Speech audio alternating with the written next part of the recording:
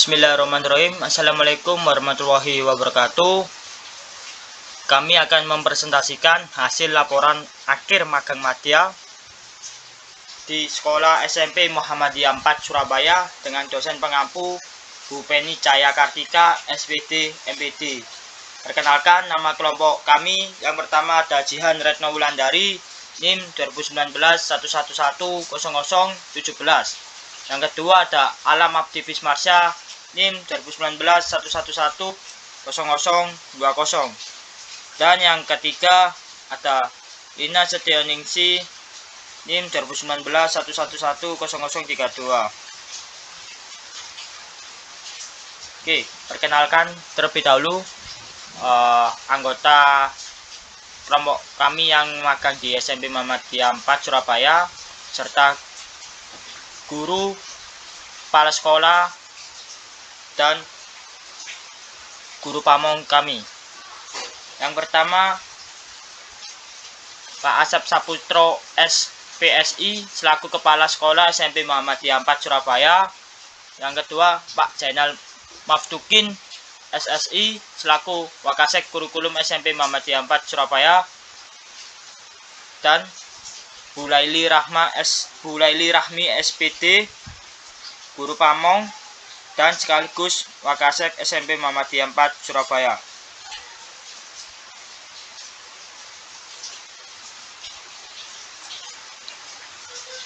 Bab 1. Pendahuluan. Fakultas Keguruan dan Ilmu Pendidikan Universitas Muhammadiyah Surabaya sebagai lembaga pendidikan tenaga kependidikan LPTK terikat oleh kebijakan pendidikan nasional di bidang kurikulum. Penetapan capaian pembelajaran harus mengacu pada market, sinyal, dan standar kompetensi. Pasal 1, Ayat 1, PP nomor 74 tahun 2008 tentang guru menyatakan bahwa guru adalah pendidik profesional dengan tugas utama mendidik, mengajar, membimbing, mengarahkan, melatih, menilai, dan mengevaluasi peserta didik pada jalur pendidikan formal dan tingkat pendidikan dasar dan menengah. Magang adalah pembelajaran dengan berbuat sangat tepat untuk memenuhi kebutuhan. Masing-masing program magang memiliki bobot SKS, yakni 1 SKS, magang madya 1 SKS, dan magang karya 2 SKS. Kegiatan magang ini dimana dilaksanakan pada komunitas yang ada di sekolah, sedangkan pembimbingannya dilakukan oleh dosen pembimbing magang atau DPM dan guru pembimbing magang atau GPM di sekolah yang memenuhi persyaratan sebagaimana yang telah ditentukan. Teknis magang sudah tertuang dalam suatu buku pedoman. Buku pedoman magang ini diharapkan dapat menjadi acuan atau rambu-rambu dalam menjalankan program magang bagi mahasiswa FKIP Fakultas Keguruan dan Ilmu Pendidikan Universitas Muhammadiyah Surabaya beserta mata kuliah magang. Selain itu, buku pedoman ini juga menjadi acuan bagi pihak sekolah, pihak yang terkait tempat dilaksanakannya program magang. Nah, di sini ada tujuan magang madya. Yang pertama, memantapkan kompetensi akademik kependidikan dan kompetensi akademik di bidang studi serta memantapkan kemampuan awal calon guru dalam mengembangkan perangkat pembelajaran. Yang kedua, memperluas wawasan mahasiswa mengenai dunia profesi guru dengan cara memberi kesempatan untuk mengalami dan menambah pengalaman secara langsung pengalaman kegiatan di lingkungan sekolah. Yang ketiga, menerapkan pengetahuan teoritis ke dalam dunia praktis sehingga mampu menumbuhkan pengetahuan kerja sesuai dengan latar belakang bidang ilmu mahasiswa. Dan yang keempat, melatih kemampuan mahasiswa untuk menjadi pribadi-pribadi yang mandiri, mampu bersikap, mampu memecahkan masalah dan mengambil keputusan dengan baik dan berinteraksi di sekitar sekolah. Selanjutnya, Bab 2, Informasi Umum Sekolah Tempat Magang yang akan dijelaskan teman saya, Mbak Lina Setianingsi. Untuk Mbak Lina Setianingsi, saya persilakan. Selanjutnya bab 2, Informasi Umum Sekolah Tempat Magang. Poin pertama ada profil sekolah. Nama sekolah yaitu SMP Muhammadiyah 4 Surabaya yang beralamatkan Jalan Gadung 3 nomor 7, Jagir, Kecamatan Wonokromo, Kota Surabaya, Jawa Timur. Untuk website email sendiri www.smpmoh4sby.com. Untuk nama penyelenggara sendiri yaitu Majelis Dikdasmen Muhammadiyah, dan Sekolah SMP Muhammadiyah 4 Surabaya ini didirikan pada tahun 1971 dan dioperasionalkan pada tahun yang sama yaitu 1971. Untuk jenjang akreditasi untuk SMP Muhammadiyah 4 Surabaya ini sudah mendapatkan akreditasi A. Selanjutnya, hasil telaah kurikulum dokumen ini akan ditampilkan dalam slide PDF.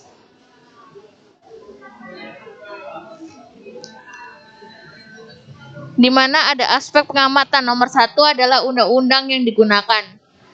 A. Undang-Undang Nomor 20 Tahun 2003 tentang Sistem Pendidikan Nasional. B. Undang-Undang Nomor 14 Tahun 2005 tentang Guru dan Dosen. C. Peraturan Pemerintah Nomor 19 Tahun 2005 tentang Standar Pendidikan Nasional. D. Peraturan Pemerintah Nomor 74 Tahun 2008 tentang Guru. E. Peraturan Pemerintah Nomor 17 Tahun 2010 tentang Pengolahan dan Penyelenggaraan Pendidikan. Selanjutnya, ada permen yang digunakan di SMP Muhammadiyah 4. A. Permendikbud Nomor 20 Tahun 2016 tentang Standar Isi. B. Permendikbud Nomor 21 Tahun 2016 tentang Standar SKL. C. Permendikbud Nomor 22 Tahun 2016 tentang Standar Proses. D. Permendikbud Nomor 24 Tahun 2008 tentang Standar Tenaga Administrasi Sekolah. E. Permendiknas Nomor 25 Tahun 2008 tentang Standar Tenaga Keperpustakaan Sekolah. F. Permenpan Nomor 16 Tahun 2009 tentang Jabatan Fungsional Guru dan Angka Kredit. G. Permendiknas Nomor 39 Tahun 2009 tentang Pemenuhan Beban Kerja Guru dan Pengawas Satuan Pendidikan. H. Permendiknas Nomor 27 Tahun 2010 tentang Program Induksi bagi Guru Pemula. I. Permendiknas Nomor 35 Tahun 2010 tentang Petunjuk Teknis Pelaksanaan Jabatan Fungsional Guru dan Angka Kredit. C. Permendikbud Nomor 160 Tahun 2014 tentang Pemberlakuan Kurikulum tahun 2006 dan Kurikulum 2013. Untuk kondisi nyata pada SMP Muhammadiyah 4 Surabaya ini, untuk penyusunan kurikulum 2013-nya pada tahun ajaran 2021 hingga 2022 disusun sebagaimana dalam pedoman penyelenggaraan kegiatan untuk mencapai tujuan satuan pendidikan. Lalu apa pengembangan kurikulum 2013 tahun ajaran 2021 hingga 2022 di SMP Muhammadiyah 4 Surabaya? Sekolahan yang mengacu pada pedoman kurikulum 13 dan kurikulum kemuhammadiyahan.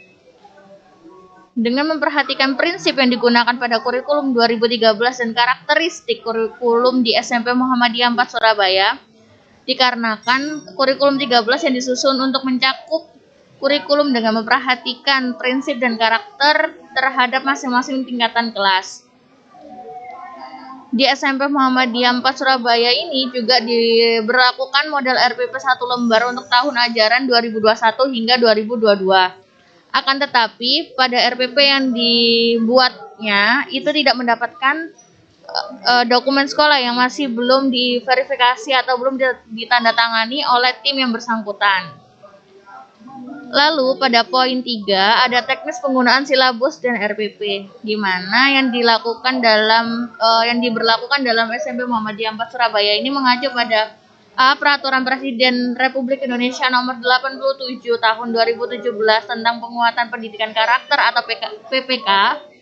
B. Peraturan Pemerintah Republik Indonesia Nomor 19 Tahun 2005 tentang Standar Nasional Pendidikan. C. Permendikbud Nomor 58 Tahun 2014 tentang Kurikulum 2013 Sekolah Menengah Pertama. D. Permendikbud Nomor 61 Tahun 2014 tentang Kurikulum Tingkat Satuan Pendidikan pada Pendidikan. E. Permendikbud Nomor 62 Tahun 2014 tentang Kegiatan Ekstrakurikuler pada Pendidikan. F. Permendikbud Nomor 63 Tahun 2014 tentang Pendidikan Kepramukaan sebagai kegiatan ekstrakurikuler wajib pada pendidikan. G. Permendikbud Nomor 23 Tahun 2015 tentang Penumbuhan Budi Pekerti. Permendikbud nomor 20 tahun 2016 tentang standar kompetensi lulusan pendidikan. Permendikbud nomor 21 tahun 2016 tentang standar isi pendidikan. Permendikbud nomor 22 tahun 2016 tentang standar proses pendidikan. Permendikbud nomor 23 tahun 2016 tentang standar penilaian pendidikan. Permendikbud nomor 24 tahun 2016 tentang KI dan KD pelajaran pada kurikulum 2013. Permendikbud nomor 4 tahun 2018 tentang penilaian hasil belajar oleh satuan pendidikan dan penilaian hasil belajar oleh pemerintah. Peraturan BSNP nomor 004 P BSNP 11 tahun 2017 tanggal 28 November 2017 tentang prosedur operasional standar atau POS penyelenggaraan ujian nasional atau UN. Pergub Jawa Timur nomor 19 tahun 2014 tentang mata pelajaran bahasa daerah sebagai muatan lokal wajib di sekolah. Perda Kota Surabaya nomor 16 tahun 2012 tentang penyelenggaraan pendidikan. Permendikbud nomor 160 tahun 2014 tentang pemberlakuan kurikulum tahun 2016 dan kurikulum 13. Terakhir, ada teknis penggunaan RPP yang dilakukan secara mandiri atau kolaborasi. Dalam RPP yang diberlakukan di SMP Muhammadiyah 4 Surabaya ini dilakukan secara mandiri atau kolaborasi oleh setiap masing-masing guru mata pelajaran. Terutama guru mata pelajaran bahasa Indonesia di SMP Muhammadiyah 4 Surabaya ini membuat RPP yang sesuai dengan yang diajarkan. Selanjutnya akan kembali ke PPT lagi.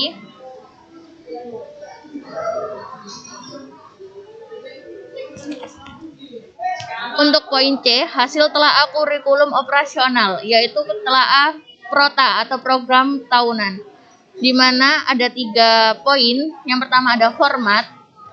Untuk bagian di atas terdapat satuan pendidikan, kelas atau semester, mata pelajaran, tahun pelajaran, kompetensi inti yang terdiri dari kurikulum 11, 12, 13, dan 14. Sedangkan di bagian isi terdapat tabel semester terdiri dari nomor kompetensi dasar dan alokasi waktu yang terdapat dalam 24 JP. Dan di bawah tabel terdapat tanda tangan penanggung jawab kepala sekolah dan guru bidang studi. Kedua, untuk kelengkapan masing-masing komponen ini, PROTA di SMP Muhammadiyah 4 Surabaya ini terdapat dalam satuan pendidikan, kelas atau semester, mata pelajaran, tahun pelajaran, kompetensi inti, dan tabel yang terdiri dari semester, kompetensi dasar, dan alokasi waktu. Pada bagian bawah tabel juga terdapat tanda tangan guru bidang studi dan kepala sekolah. Kelengkapan kompetensi dasar dan dalam program tahunan di SMP Muhammadiyah 4 Surabaya ini juga dilengkapi oleh tanda tangan dari kepala sekolah hingga guru penanggung jawab atau guru mata pelajaran bahasa Indonesia. Selanjutnya ada isi masing-masing komponen. Yang pertama ada satuan pendidikan, yaitu SMP Muhammadiyah 4 Surabaya.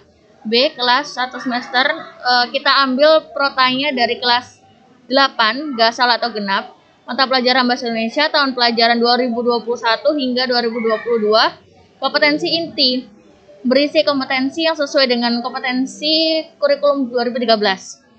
Untuk kompetensi dasar sendiri, berisikan sesuai dengan kurikulum 2013, yaitu terdiri dari semester gasal atau genap, kompetensi dasar 3, pengetahuan, dan kompetensi dasar 4, keterampilan. Bisa dilihat ini terdiri dari berapa aja untuk KD-KD-nya. Lalu ada indikator, di mana isi dari indikator sesuai dengan isi kompetensi dasar di mana yang ada pada tabel, sehingga jumlah masing-masing indikator berbeda yang dikarenakan dengan penyampaian kompetensi dasar. Alokasi waktu, di mana alokasi waktu ini disesuaikan dan dengan masing-masing KD, di mana masing-masing KD itu memiliki alokasi waktu yang berbeda-beda sesuai dan ditandatangani oleh pihak kepala sekolah dan guru bidang studinya atau guru mata pelajaran.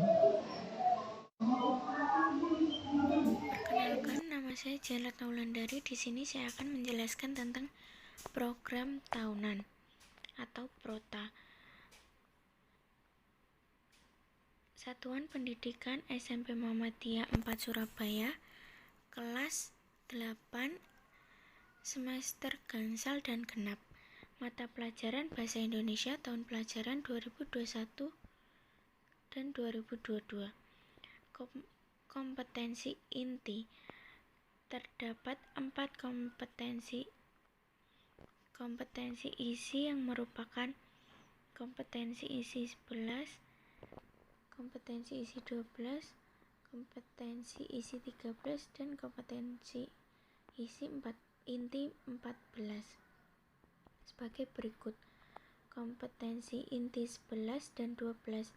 Menghargai dan menghayati ajaran agama yang dianutnya, serta menghargai dan menghayati perilaku jujur, disiplin, santun, percaya diri, peduli, dan bertanggung jawab dalam berinteraksi secara efektif sesuai dengan perkembangan anak di lingkungan keluarga, sekolah, masyarakat, dan lingkungan alam sekitar, bangsa, negara, dan kawasan regional. Kompetensi inti 13. Memahami dan menerapkan pengetahuan faktual, konseptual, prosedural, dan metakognitif pada tingkat teknis dan spesifik, sederhana, berdasarkan rasa ingin tahunya tentang ilmu pengetahuan, teknologi, seni, dan budaya dengan wawasan kemanusiaan, kebangsaan, dan kenegaraan terkait fenomena dan kejadian tampak mata. Kompetensi inti 14 menunjukkan keterampilan menalar, mengolah dana, menyajikan secara kreatif, produktif, kritis, mandiri, kolaboratif, dan komunikatif. Dalam ranah konkret dan ranah abstrak sesuai dengan dipelajari di sekolah dan sumber lain yang sama dalam sudut pandang teori. Nah, di sini ada tabel kompetensi dasar. Ada 3.1 mengidentifikasi unsur-unsur teks berita, membanggakan dan memotivasi yang didengar dan dibaca. 4.1 menyimpulkan isi dan berita, membanggakan dan memotivasi yang dibaca dan didengar. 3.2 menelaah struktur dan kebahasaan teks berita, membanggakan dan memotivasi yang didengar dan dibaca. 4.2 menyajikan data informasi dalam bentuk berita secara lisan dan tulis dengan memperhatikan struktur kebahasaan atau aspek lisan. Lafal, intonasi, mimik, kinesik. 3.4 mengidentifikasi informasi teks iklan, slogan, atau poster. 4.3 menyimpulkan isi iklan, slogan, atau poster dari berbagai sumber. 3.4 menelaah pola penyajian dan kebahasaan teks iklan, slogan, atau poster dari berbagai sumber yang dibaca dan didengar. 4.4 menyajikan gagasan, pesan, ajakan dalam bentuk iklan, slogan, atau poster secara lisan dan tulisan. 3.5 mengidentifikasi informasi teks eksposisi berupa artikel ilmiah, populer dari koran atau majalah yang didengar dan dibaca. 4.5 menyimpulkan teks eksposisi, artikel ilmiah populer dari koran dan majalah yang didengar atau dibaca. 3.5 mengidentifikasi struktur unsur kebahasaan dan aspek lisan dalam teks eksposisi artikel ilmiah populer, lingkungan hidup, kondisi sosial, dan atau keragaman budaya dan lain-lain yang diperdengarkan atau dibaca. 4.5 menyajikan gagasan pendapat ke dalam bentuk teks eksposisi berupa yang artikel ilmiah populer, lingkungan hidup, kondisi sosial, dan keragaman budaya secara lisan dan ketulisan dengan memperhatikan struktur unsur kebahasaan aspek lisan. 3.7 mengidentifikasi unsur-unsur pembangun teks puisi yang diperdengarkan atau dibaca. Menyimpulkan unsur-unsur pembangun dan makna teks puisi yang diperdengarkan atau dibaca. Menelaah unsur-unsur pembangunan teks puisi yang diperdengarkan atau dibaca. 3.4 menyajikan gagasan, perasaan, pendapat dalam bentuk teks puisi secara tulis, lisan, dan memperhatikan unsur-unsur pembangunan puisi. 3.9 mengidentifikasi informasi dari teks eksplanasi berupa paparan kejadian suatu fenomena alam yang diperdengarkan atau dibaca. 4.9 meringkas isi teks eksplanasi yang berupa proses terjadinya suatu fenomena dari beragam sumber yang didengar dan dibaca. 3.10 menelaah teks eksplanasi berupa paparan kejadian suatu fenomena alam yang diperdengarkan atau dibaca. 4.10 menyajikan informasi data dalam bentuk teks eksplanasi proses terjadinya suatu fenomena secara lisan dan tulisan dalam memperhatikan struktur unsur kebahasaan atau aspek lisan. 3.11 mengidentifikasi informasi pada teks ulasan tentang kualitas karya, film, cerpen, puisi, novel, karya seni daerah yang dibaca atau diperdengarkan.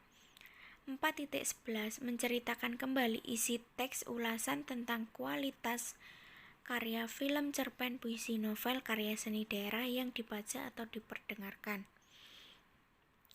3.12 menelaah struktur dan kebahasaan teks ulasan, film, cerpen, puisi, novel, karya seni daerah yang diperdengarkan dan dibaca. 4.12 menyajikan tanggapan tentang kualitas karya, film, cerpen, puisi, novel, karya seni daerah, dan lain-lain dalam bentuk teks ulasan secara lisan dan tulisan dengan memperhatikan struktur, unsur kebahasaan, dan aspek lisan. 3.13 mengidentifikasi jenis saran, ajakan, arahan, dan pertimbangan tentang berbagai hal positif atas permasalahan aktual dari teks persuasi, lingkungan hidup, kondisi sosial, dan atau keberagaman budaya yang didengar dan dibaca.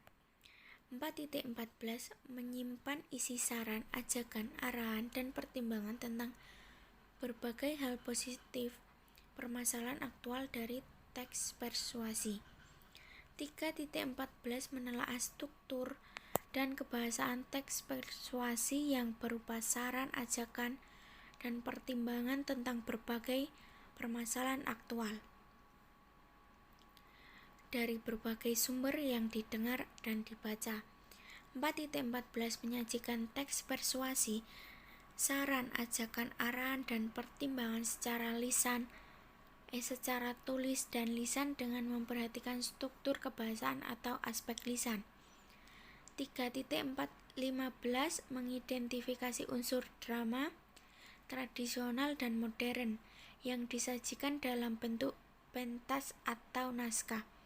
4.15 mengapresiasi drama tradisional dan modern yang dibaca dan ditonton atau didengar.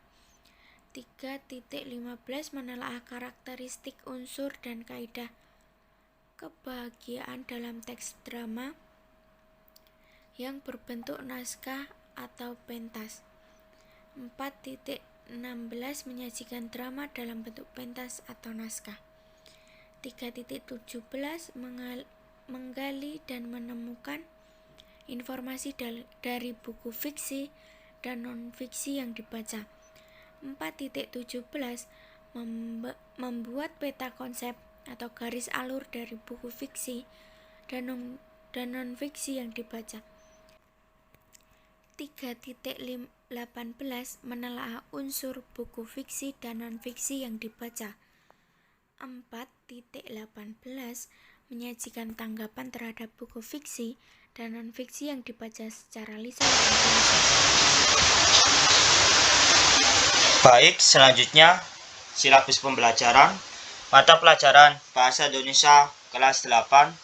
Alokasi waktu 6 jam pelajaran per minggu kompetensi inti atau KI. Yang pertama, KI 1 spiritual, menghargai dan menghayati ajaran agama yang dianutnya.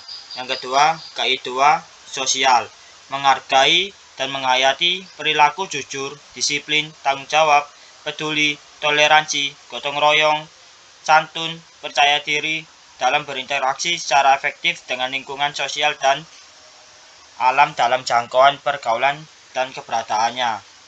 Yang ketiga, KI 3 pengetahuan, memahami pengetahuan faktual, konseptual, dan prosedural berdasarkan rasa ingin tahunya tentang ilmu pengetahuan, teknologi, seni, budaya, terkait fenomena dan kejadian tampak mata. Dan yang terakhir, KI 4 tentang keterampilan, mencoba, mengolah, dan menyaji dalam ranah konkret, menggunakan, menguraikan, merangkai, memodifikasi, dan membuat. Dan ranah abstrak, menulis, membaca, menghitung, menggambar, dan mengarang, sesuai dengan yang dipelajari di sekolah dan sumber lain yang sama dalam sudut pandang atau teori. Kompetensi sikap spiritual dan kompetensi sikap sosial dicapai melalui pembelajaran tidak langsung, indirect teaching, pada pembelajaran kompetensi pengetahuan dan kompetensi keterampilan melalui keteladanan.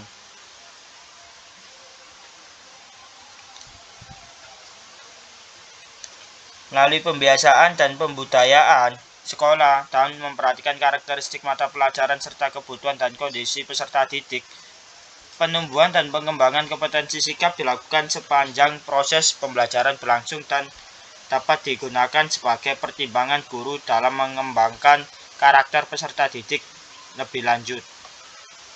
Nah, di sini terdapat silabus pembelajaran kelas 8 SMP Muhammadiyah 4 Surabaya.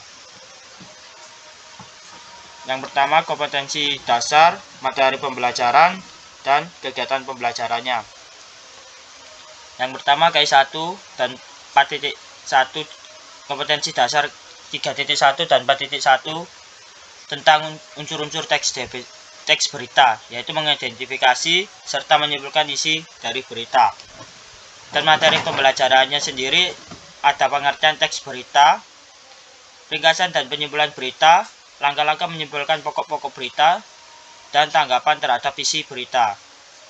Kegiatan pembelajarannya sendiri mengamati teks berita, baik yang didengar atau ditayangkan, lalu mendiskusikan dan membaca, memperoleh pemahaman tentang unsur-unsur berita.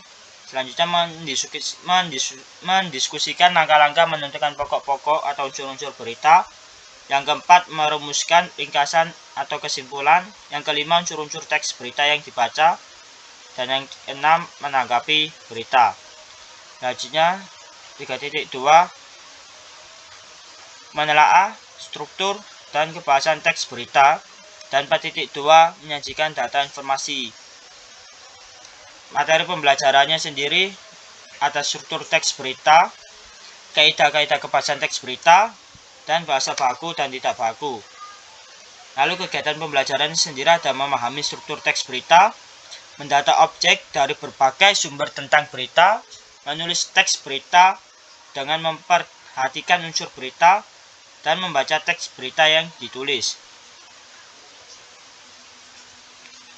Selanjutnya, kompetensi dasar 3.3 sampai 4.3, mengidentifikasi informasi teks iklan dan menyimpulkan isi iklan, slogan, ataupun poster.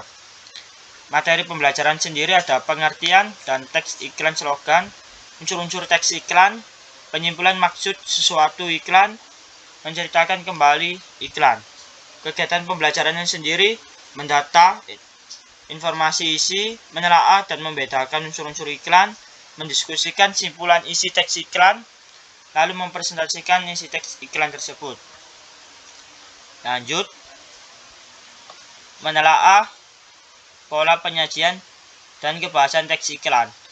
Dan 4.4-nya menyajikan gagasan, pesan, ajakan dalam bentuk iklan. Materi pembelajarannya tentang unsur-unsur iklan, slogan dan poster, dan cara menyusun teks iklan, slogan, poster. Kegiatan pembelajarannya sendiri mendiskusikan ciri-ciri atau komponen dan kebahasan teks iklan, menganalisis langkah-langkah penulisan iklan, merumuskan konteks iklan, menulis iklan, slogan atau poster, dan mempresentasikan iklan. Slogan atau poster ditulis dengan berbagai variasi.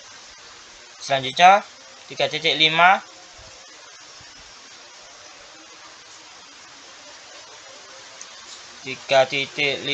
sampai 3.6 ini menjelaskan tentang teks eksposisi. Yang 3.5-nya sendiri mengidentifikasi informasi teks, dan 4.5 menyimpulkan isi teks. 3.6 menelaah isi dan struktur teks eksposisi. 4.6-nya menyajikan gagasan pendapat ke dalam bentuk teks eksposisi. Nah, dalam 3.5 sendiri terdapat materi pembelajaran, yakni pengertian teks eksposisi sendiri karena masih baru, dan 3.6-nya tentang struktur teks eksposisi dengan kegiatan pembelajaran.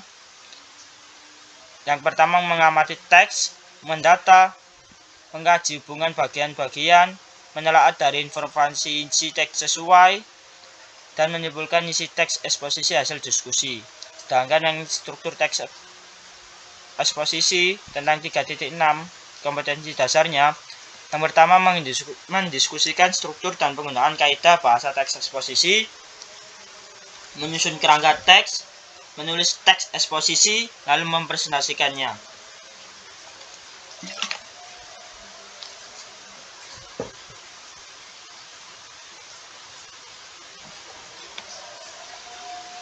Kompetensi dasar 3.7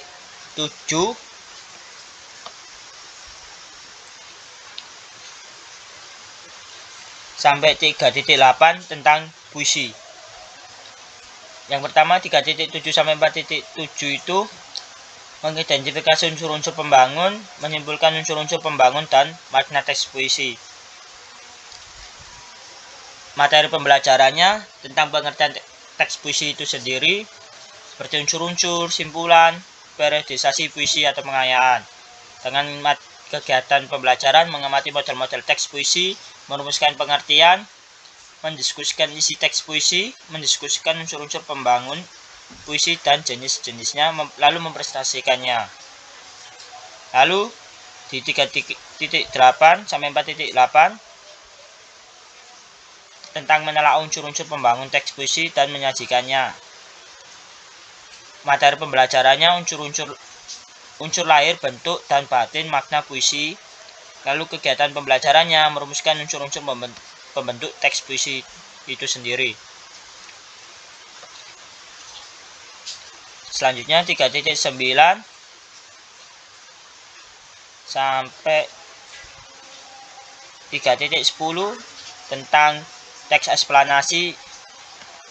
Yang 3.9 sampai 4.9 mengidentifikasi informasi dari teks eksplanasi dan meringkas isi teks eksplanasi. Materi pembelajarannya tentang pengertian teks eksplanasi, ciri-ciri, gagasan, serta langkah-langkah meringkas isi teks. Kegiatan pembelajarannya sendiri mengamati suatu model teks eksplanasi, menyimpulkan pengertian, mendata gagasan umum dan teks eksplanasi, meringkas isi, memajang ringkasan teks eksplanasi. 3.10 menelaah teks eksplanasi dan menyajikan informasi tentang ragam isi teks eksplanasi materinya, yaitu struktur teks eksplanasi, kaidah, pola-pola pengembangan eksplanasi. Terus Kegiatan pembelajarannya mengamati model-model teks eksplanasi, mendata isi, mendata peristiwa-peristiwa, lalu menulis teks eksplanasi, dan memajang teks eksplanasi yang disusun dan diringkasnya. Selanjutnya 3.11 sampai 3.12 ini tentang teks ulasan. 3.11 dan 4.11 mengidentifikasi informasi data teks ulasan. 4.11 menceritakan kembali si teks ulasan. Materi pembelajarannya pengertian teks ulasan, macam-macam teks ulasan, maksud atau arti penting teks ulasan, kelebihan dan kelemahan dalam teks ulasan. Kegiatan pembelajarannya mengamati suatu model teks ulasan, berdiskusi tentang pengertian dan macam-macam isi teks, mendiskusikan maksud dan cara mengungkapkan kelebihan dan kekurangan teks, menuliskan informasi, membacakan kelebihan produk karya benda pada teks ulasan yang diidentifikasi. Selanjutnya 3.12 tentang menelaah struktur dan kebahasan teks ulasan, tentang film, cerpen, puisi, novel, dan lain sebagainya, dan menyajikan tanggapan tentang kualitas karya. Struktur materi pembelajarannya, struktur teks orientasi, mentafsirkan 3 rangkuman, lalu mengevaluasi. Kegiatan pembelajarannya mendiskusikan struktur, bahasan, dan isi teks ulasan, lalu mendata keunggulan dan kelemahan, lalu menulis teks ulasan dengan memperhatikan struktur, kaidah-kaidah bahasa, lalu memajang teks ulasan untuk dikomentari beserta titik lain. Poin 3.13 sampai 3.14 terkait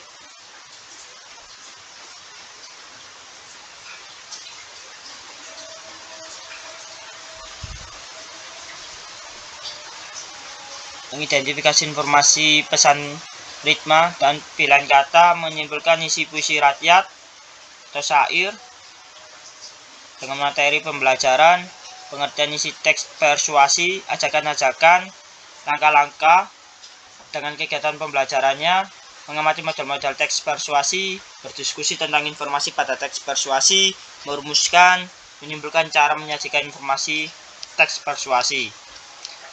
Dan di 3.14 menelaah struktur dan kebahasan teks persuasi dan menyajikan teks persuasi itu sendiri.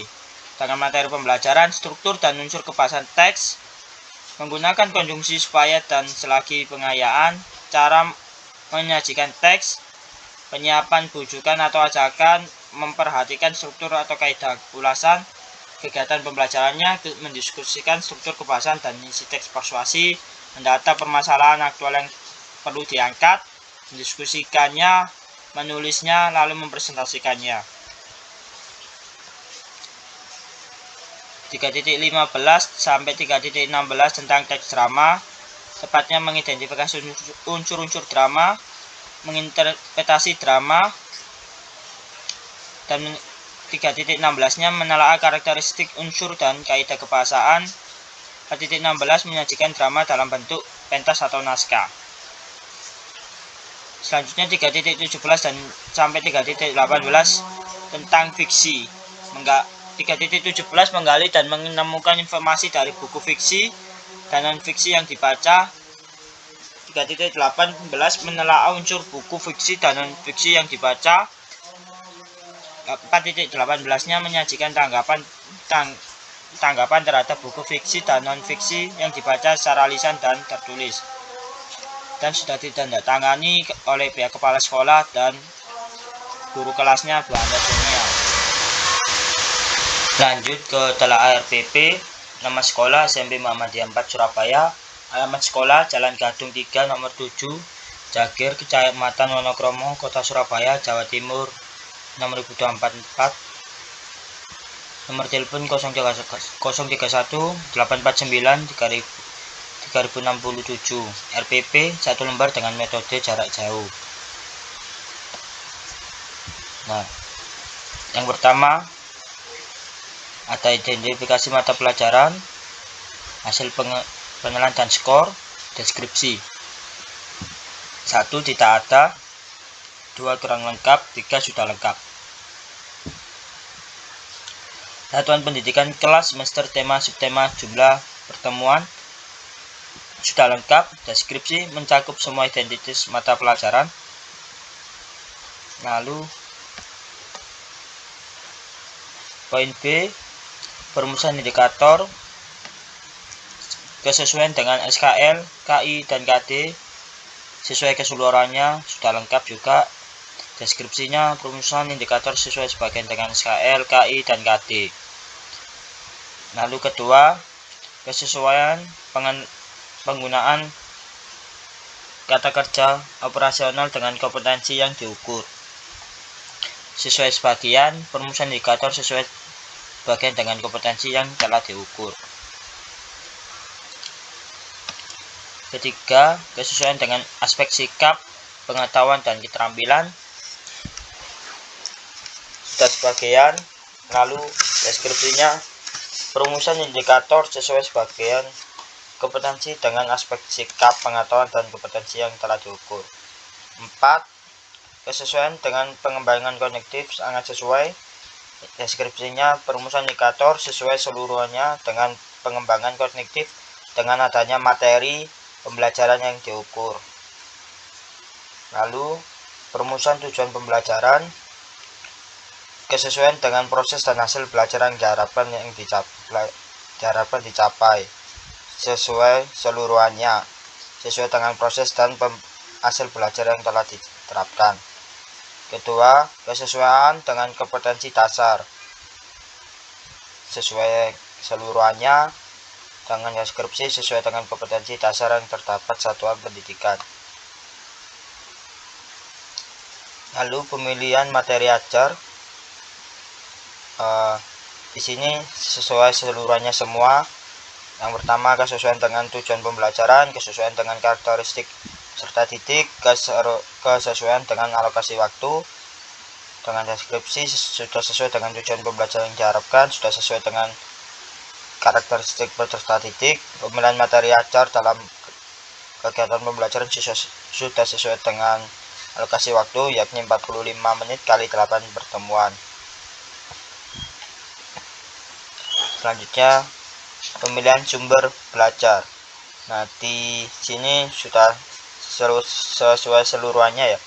Jadi kesesuaian dengan KI dan KD, kesesuaian dengan materi pembelajaran dan pendekatan saintifik, dan kesesuaian dengan karakteristik peserta didik.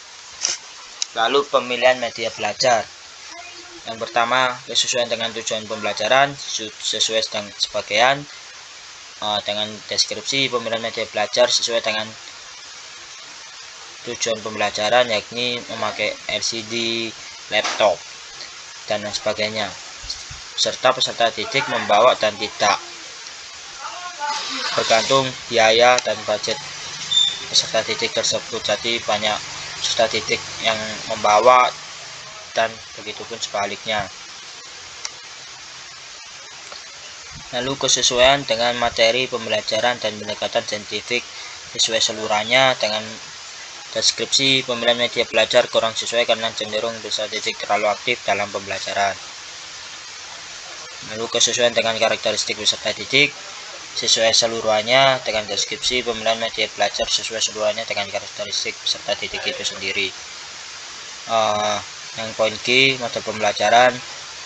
Nah, di sini 2 poin ya. 2 poin ini sesuai dengan keseluruhannya, yakni kesesuaian dengan tujuan pembelajaran dan kesesuaian dengan pendekatan saintifik. Lalu poin H, skenario pembelajaran. Nah, di poin H ini sesuai keseluruhannya. Yang pertama, sesuai seluruhannya menampilkan kegiatan, pendahuluan, inti, dan penutup dengan jelas. Kesesuaian seluruhannya dengan kegiatan pendekatan saintifik, kesesuaian seluruhnya dengan penyajian dengan sistematika materi, kesesuaian seluruhnya dengan kegiatan indikator, kesesuaian seluruhnya dengan alokasi waktu dengan cakupan materi. Poin I, pengembangan karakter dan literasi siswa. Nah, di sini ada 2 aspek yang dinilai, ada dan tidak ada. Kegiatan pembelajaran menunjang penanaman karakter. Penanaman sendiri. Penanaman karakter religi dapat mengembangkan karakter dan literasi siswa dalam hal penanaman karakter religi tersebut. Selanjutnya penanaman karakter sosial ada dan terdapat pengembangan karakter dan literasi siswa dalam hal penanaman karakter sosial. Penanaman karakter personal terdapat pengembangan karakter dan literasi siswa dalam personal. Dan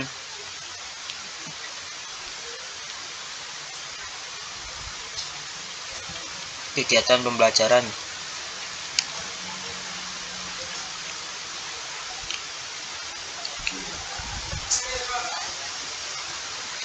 Kegiatan pembelajaran membangun budaya literasi ada. Selanjutnya literasi dasar. Ini poin yang tadi tentang kegiatan pembelajaran membangun budaya literasi ada di SMP Muhammadiyah 4 Surabaya dengan dibagi menjadi 5 poin. 5 poin lebih tepatnya, yakni literasi dasar, literasi perpustakaan, literasi media, literasi teknologi, dan literasi visual. Semuanya ada dan terlaksana dengan baik di SMP Muhammadiyah 4 Surabaya. Poin C, penilaian.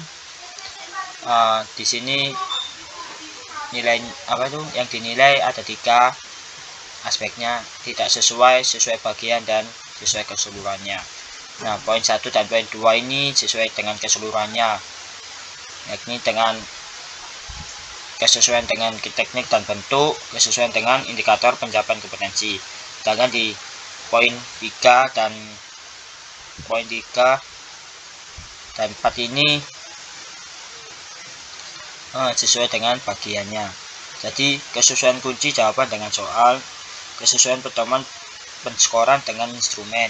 Jadi penilaian sesuai sebagian karena terdapat lembar soal tetapi belum terdapat kunci jawabannya, jadi sering error dan lain sebagainya.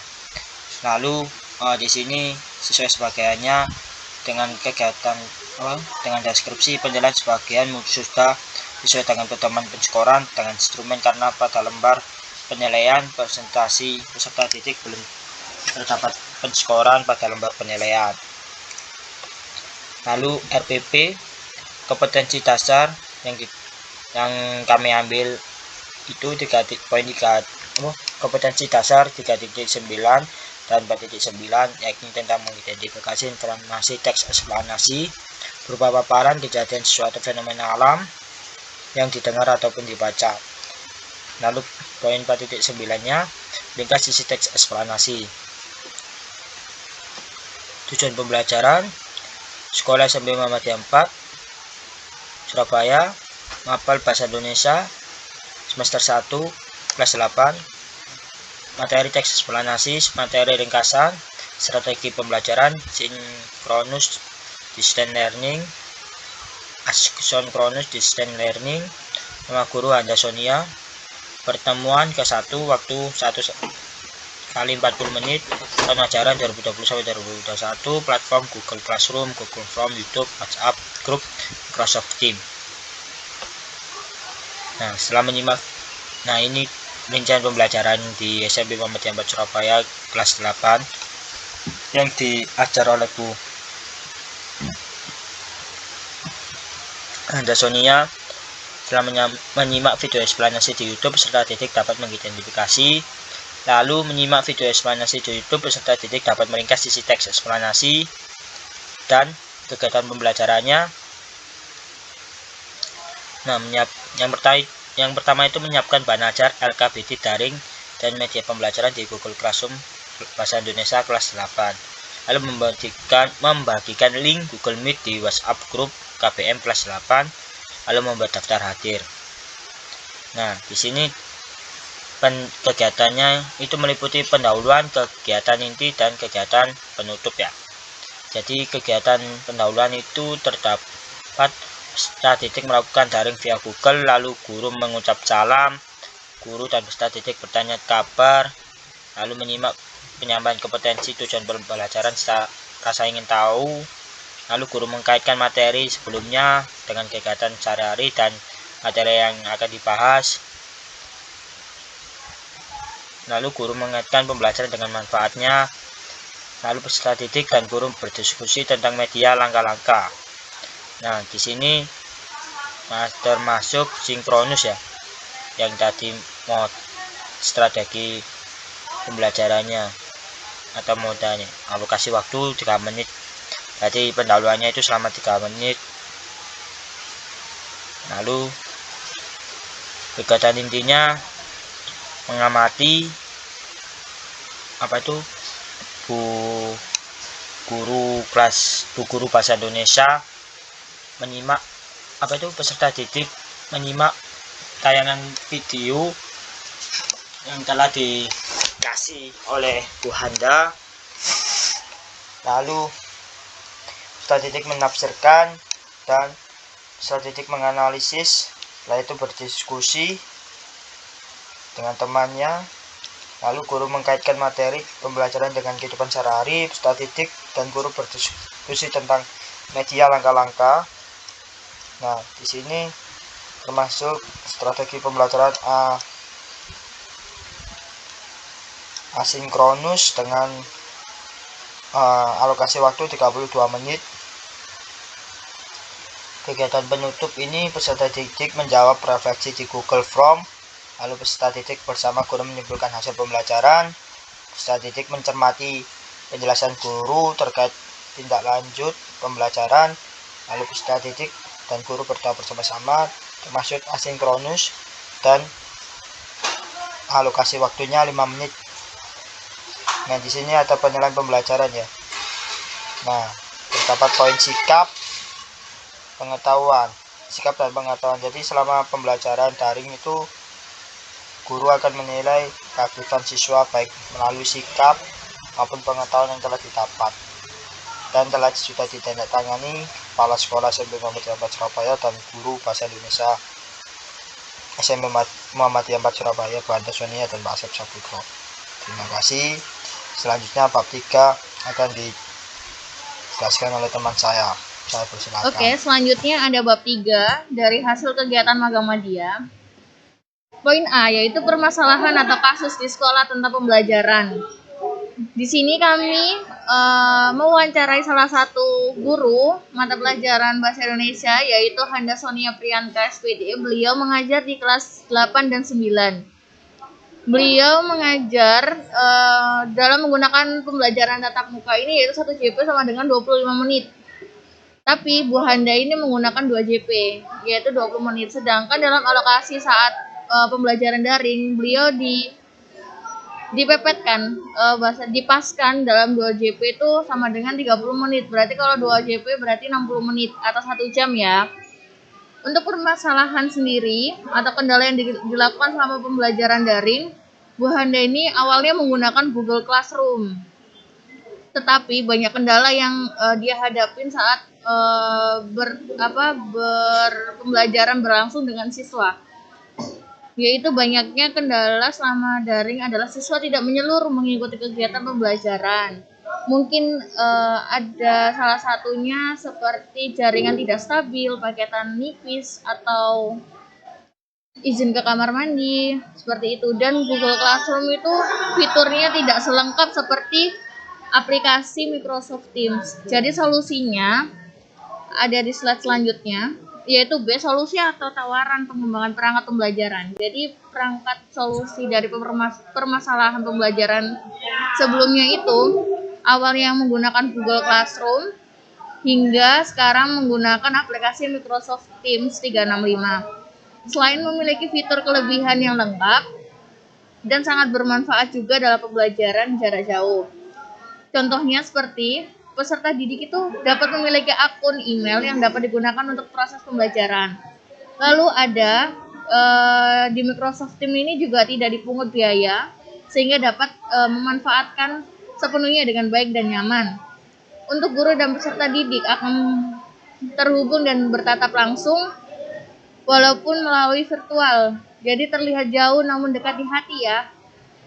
Nah, Untuk peserta didik pun dapat menyimak mendengarkan selama pembelajaran jarak jauh melalui ruang virtual, dan juga bagi peserta didik yang tidak dapat mengikuti atau izin atau sakit itu dapat melihat rekaman ulang dalam pembelajaran yang diajarkan sebelumnya. Jadi dapat memutar ulang. Jadi tidak ada alasan untuk ketinggalan materi ya. Jadi untuk dan di Microsoft Teams itu juga ada pengumpulan tugas di mana juga diberi waktu jatuh tempo. Jadi setiap siswa yang pengumpulannya melebihi jatuh tempo yang diberikan oleh gurunya, jadi itu dapat mendapatkan konsekuensi yang diberikan oleh guru atau Bu Handa selaku mata pelajaran bahasa Indonesia untuk tugas tambahannya. Jadi seperti itu kurang lebihnya. Selanjutnya akan dilanjutkan oleh Mas Alam.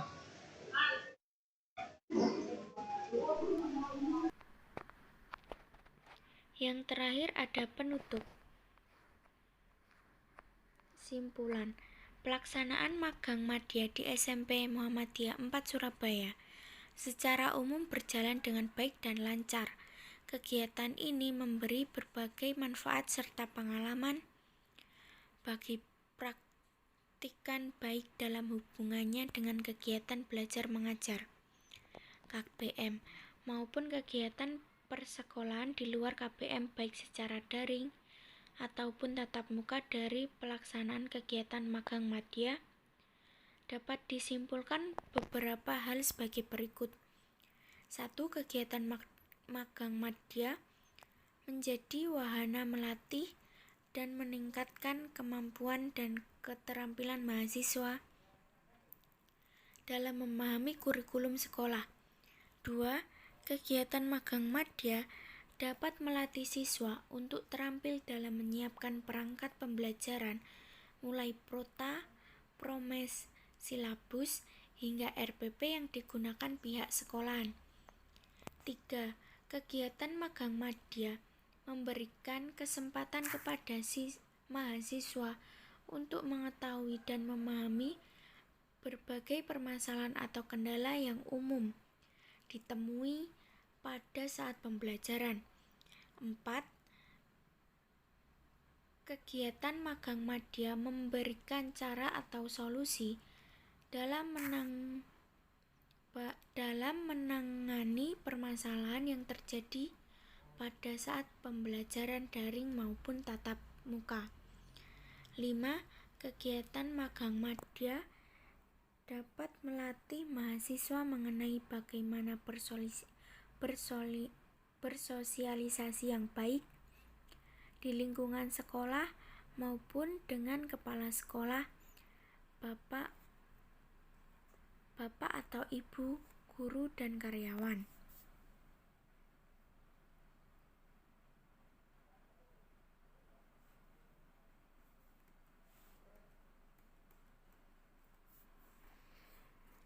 Sekian presentasi dari kelompok kami. Jika ada salah kata, mohon maaf sebesar-besarnya.